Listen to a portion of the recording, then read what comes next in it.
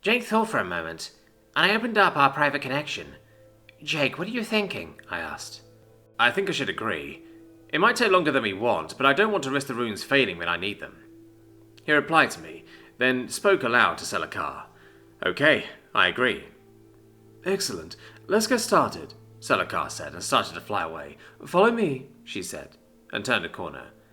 She seems eager, I said hesitantly to Jake over our private channel. It'll be fine, he replied, though he didn't seem sure. I flew off to Selekar and Jake took his time walking. I landed beside her as she was moving equipment into place. So, what kind of test will you be doing? I questioned, concerned for Jake's well-being. First, I want to measure his life force density. That should help me predict what his upper mana limit is, as well as how quickly he can produce more, she explained. And how will you do that? I asked. With this, she said, and floated a large metal pylon up for a storage space below the floor. I will have him touch one end, then I will activate a series of runes that will produce an accurate to the Delma resonant.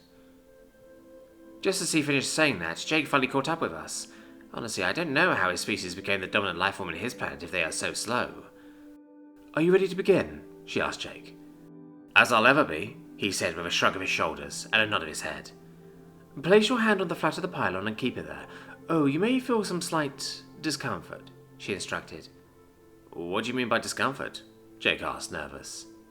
Well, this has never been done on a member of your species, so I don't know how it will affect you. But some Nume who do this experience side effects such as numbness in their extremities, tingling, drowsiness, dizziness, and on rare occasions loss of consciousness, she explained. Is this safe? Jake asked, as he put his hand where he was instructed. No one has died, she said flatly, and started activating runes. Now be sure you don't remove your hand or we will have to start over. Jake nodded. One by one, Selekar turned runes on, off, then back on. To me, it seemed almost like she was playing with them. She showed such joy and pure interest in her work, she clearly loved what she did. The process went on for a few minutes, all the while the pylon changed from a silver to green, then to a much darker navy blue. Runes were beginning to appear above Jake's hand. Slowly, more would appear, one after the other, until they reached almost to the top of the pylon. Okay, you're done. You can remove your hand now, she said. Thank goodness. My palm has been itching for 4 minutes now, he said, and began furiously scratching his hand. Are you feeling any other side effects? I asked. My teeth ache and I feel like I have to sneeze, but can't. But other than that, no, he told me. Fascinating, Selekar said, while staring at some kind of illusion being projected by one of the runes on the back of the pylon. It was an illusion of a rectangular block with words, letters, and numbers written along it. Your life force is 500 Kelma and 63 Delma. I predicted it to be high, but I didn't expect such a staggering figure. Which means? Jake asked, confused.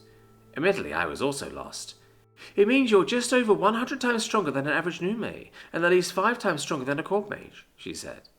According to this, you have a mana reservoir of 915, which is 12.2 times the current record holder. I guess that's a lot, Jake said. It almost sounded like disbelief. To put it in perspective, it is estimated that dragons would have been about twice as strong as you, Selekar said.